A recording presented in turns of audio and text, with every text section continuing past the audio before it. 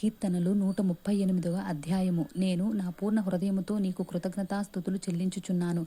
దేవతల ఎదుట నిన్ను కీర్తించెదను. నీ పరిశుద్ధాలయము తట్టు నేను నమస్కారము చేయుచున్నాను. నీ నామం అంతటి కంటే నీవిచ్చిన వాక్యమును నీవు గొప్ప చేసి ఉన్నావు.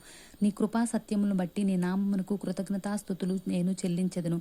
నేను మొరపెట్టిన దినమున నీవు నాకు ఉత్తరమిచ్చితివి. నా ప్రాణములో త్రాణ పుట్టించి నన్ను ధైర్యపరిచితివి. యెహోవా, భూరాజులందరూ నీవు సెలవిచ్చిన మాటలు విని నీకు కృతజ్ఞతాస్తుతులు చెల్లించెదరు. యెహోవా మహాప్రభావము గలవాడని వారు యెహోవా మార్గములను గూర్చి గానము చేసెదరు.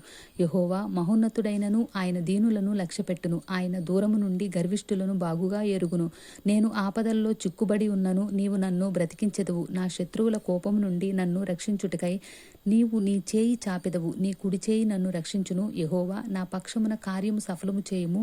యెహోవా నీ కృప నిరంతరము ఉండును. నీ చేతి కార్యములను విడిచిపెట్టకుము. ఆమేన్.